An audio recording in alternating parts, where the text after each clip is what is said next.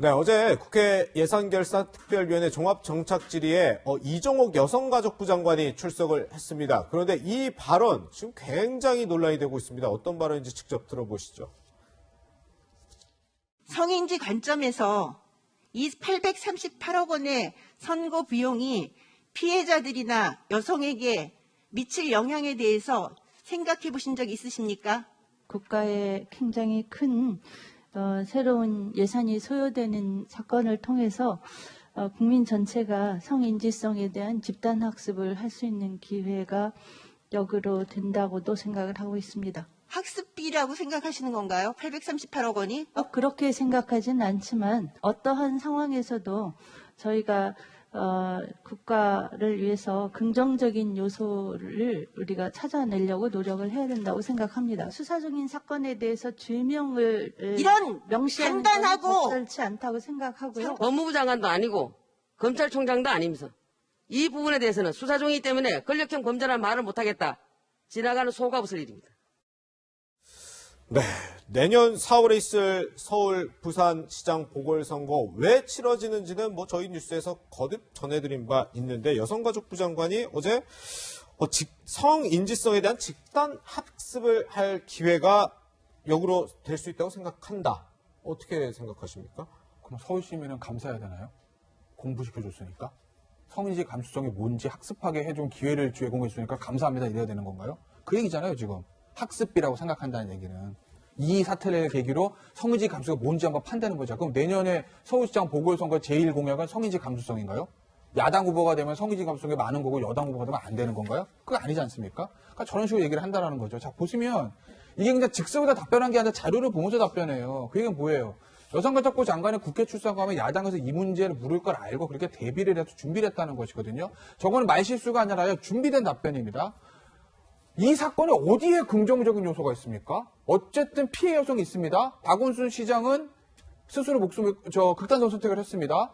보궐선거 임기 1년밖에 안 남다 보궐선거 해가지고 830억 원 돈이 허공에 사라지게 됐습니다. 어디에 긍정적인 요소가 있다는 거죠? 네. 성인지 감수성을 우리 서울 시민들이 꼭 이런 사태만 있어야지 공부할 수 있고 학습할 수 있는 겁니까? 그 네. 기회를 나라에서 부여하나요?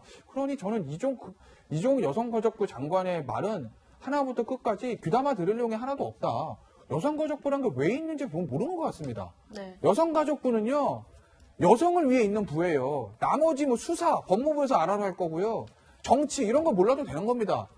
성평, 양성평등, 여성, 가족 이거를 위해서 있는 부처가 여성가족부인데 글쎄 여성가족부 장관은 본인이 그 자리에 왜 있는 건지 저는 전혀 이해를 하지 못하고 있는 사람이다라고 봅니다. 네. 왜 그렇습니까? 네. 민주당은 이 부분에 대해서 어떻게 생각하고 있는지 궁금한데요. 일단 오거돈 전 부산시장 사건 피해자는 이번 이 이정옥 장관 발언에 대해서 내가 무슨 학습 교재가 되냐 이렇게 굉장히 비판하고 이야기했는데 이 부분에 대해서는 어떻게 보세요?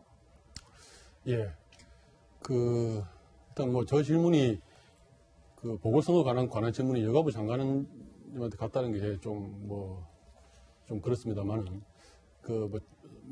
솔직하게 말씀드리면은 적절한 답변은 아니었죠. 예. 적절한 답변이 아니었고, 그 다음에 그거는 말 자체도 그렇고, 또 이런 말이 나오면은, 언론이나 야당에서 나올 수 있는 반응, 그리고 더 중요하게는 이제 피해자가 느끼는 이런 감정, 이런 것들을 고려한다 그러면은, 조금 부적절했다. 이렇게 봐집니다. 다만, 정치인이 아니세요.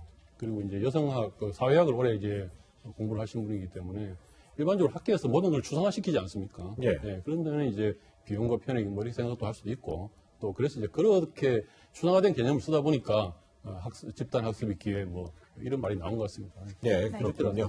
네. 일단 야당에서는 지금 일제히 사퇴까지 거론하면서 비판하고 있습니다. 보시다시피 황교안 국민의힘 부대변인은 여가부 장관이 아닌 N차 가해자나 다름없다 이렇게 얘기를 했고 장혜영 정의당 원내 대변인은 여당 눈치 보기에 급급한 여가부 장관은 그 자리에 있을 필요가 없다 이렇게 비판을 했는데요. 이렇게 논란이 이어지니까 이종옥 장관 결국 사과의 뜻을 밝혔습니다. 들어보시죠.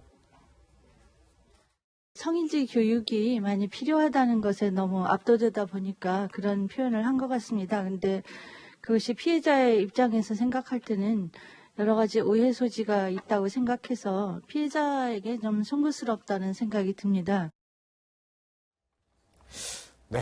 이렇게 어제 예산결산특위에서 이 이정욱 장관의 발언 굉장히 논란이 됐는데 법제사법위원회에서는 현역 국회의원의 발언이 굉장히 논란이 됐습니다. 이 발언 어떤 발언인지도 직접 들어보시죠.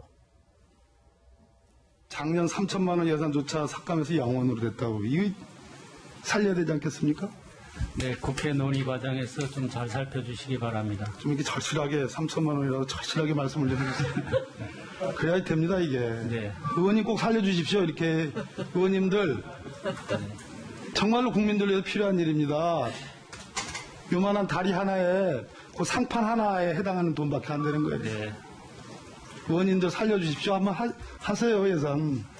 네, 그 LX 사업비 아이, 살려주십시오. 한마디 하시면 끝날 일을. 참, 네, 답답하시. 대법관님, 제가 대신 하겠습니다. 네. 네, 지금 국회에서는 정기국회 진행 중입니다. 정기국회 아주 중요한 역할이 이 내년도 예산안을 심사하는 일인데 국회의원들에게는 이 입법권뿐 아니라 이 예산심사권이라는 핵심적인 역할이 부여가 되죠. 그런데 박 부대변인님, 지금 박범계 의원 발언도 상당히 논란이라서 좀 짚어봐야 될 것 같은데, 대법관이기도 한 법원행정처장에게 의원님 한번 살려주십시오. 꼭 살려주십시오. 이렇게 얘기를 하라. 아무리 웃으면서 얘기했다고 해도 적절했느냐에 대한 논란이거든요. 글쎄요. 예. 근데 이제 저런 그 판례 데이터베이스가 왜 아직까지 안 되고 있는지 잘 모르겠는데. 예, 굉장히 예. 중요한 그 데이터베이스 않습니까? 네. 아직 뭐 미국 같으면 저기 없으면은 뭐 공부를 할 수 없을 텐데. 근데 뭐 제가 보기 이렇습니다. 하나의 측면은 뭐 네. 일반적으로 저 국회에서 많이 일어나는 장면이기도 하고요. 예. 근데 이제 지금 앉아 계신 분이 법원행정처장의 대법관이시단 말입니다. 네. 이제 그래서 이제 조금 더 논란이 되는 것 같은데 또 하나는 뭐냐면 이렇게 법관 출신, 네. 그 법조인 출신들이 이제 서로 좀 가족 같은 분위기로 대화하는 네. 이런 장면도 국회에서 많이 봐집니다. 그렇군요. 그런데 이제 뭐 그 내부적으로는 그런 뭐 장면이라고 생각하는데 이게 언론을 통해서 보도되고 네. 국민들이 보시기에는 좀 많이 불편하죠. 그래서 아마 박범계 의원도 뭐 사과를 하신 것 같아요. 예, 했더라고요. 맞습니다. 이제 부적절한 발언 맞습니다. 예. 우리 김태현 변호사님은 어떻게 생각하십니까? 저는 국정감사장에 의원으로도 안 가보고 피감기관장으로도 안 가봤는데 예. 이런 생각이 들었어요. 아, 그러면은 살려달라고 그러면 예산 살려주고 아니라고 하면 안 살려주는 건가? 우리의 세금이 저렇게 쓰이는 건가? 예산 심의 과정이 저런 건가? 의원님 살려주십시오. 그럼 예산 살려주고 뻣뻣하면 안 살려주는 건가? 그런 생각 하나 들었고. 심각하게 보지 않고 옆에 이제 주변에 보면은 뭐 박주민도 웃고 다 웃음 있어요. 그러니 지금 뭐 오늘 박범계 의원이 얘기한 대로 우월적 지위 남용한 건 아니다. 예. 저도 그건 그런 것 같습니다. 왜냐하면 그냥 웃고 지나가는 거지 뭐 심각하게 한 건 아니거든요. 네. 그럼 지금 농담하고 약간 우스갯소리 했다는 건데 국회가 그렇게 한가한됩니까? 국정감사 나와가지고 이거 뭐 살려달라고 하면 내가 살려줄게 이렇게 농담 따먹게 하면서 하하하하 이게 국정감사예요? 예산 그렇게 집행하시고 예산 심의 그렇게 하시는 건가요? 정권 뭐 국정감사는 아니고 예산 예산심사상임위원회입니다. 예산 죄송합니다. 정정하겠습니다. 어쨌든 국회 상임위를 그런 식으로 뭐 장난처럼 해도 되는 건가요? 그러니까 농담이라는 얘기죠. 박범계 의원 얘기는 내가 우월적 지위 남용한 건 아닙니다. 심각한 게 아니면 그냥 뭐 편하게 분위기 좀 이끌어가려고 뭐 장난한 이런 건데 그렇게 상임위 활동하시는 게 맞는 건가요? 어떤 형태로 봐도 굉장히 부적절한 거다. 국회란 게 그렇게 한가한 곳이 아니라고 저는 알고 있습니다. 왜? 우리 세금 내서 우리 세금으로 운영하는 데기 때문이죠. 네, 예. 국정감사 자리라든지 상임위 회의 등등에서 이 박범계 의원의 발언이 여러 차례 보도가 되기도 합니다. 어떤 모습들이 있었는지 지난 영상 한번 보고 오시죠. 보고받지 않았기 때문에 올랐다. 아니 이 사건이 공장님 자세를 똑바로 해주세요. 네. 수감기관입니다. 네네. 누구는 지적이 받아야 되고 누구는 지적을 안 받아야 되는 건지 추미애 장관 같은 경우에는 야당 의원이 장관님 불러도 쳐다보지도 않아요. 추미애 장관보다는 한 수십 배 정도 예의가 바르게 답변하고 있다고 생각을 해요. 네, 호통치는 이 모습, 국회의원의 모습, 물론 여당만 그러는 게 아니라 야당도 마찬가지 모습을 보일 때는 있는데요. 오늘 이낙연 대표가 공직자들은 항상 말을 골라서 해야 된다, 좀 쓴소리를 하기도 했는데 이 부분은 어떻게 보세요? 예.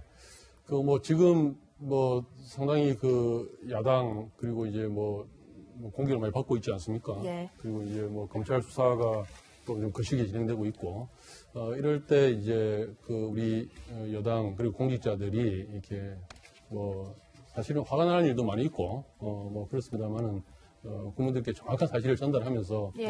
좀 더 정제된 이런 말을 쓰는 게 필요하다. 뭐 이렇게 좀 가르쳐 주신 것 같습니다. 네, 그렇군요. 어제 국회에서 있었던 여러 가지 발언들 소개해드렸고요. 두 분과는 여기서 인사 나누겠습니다. 고맙습니다.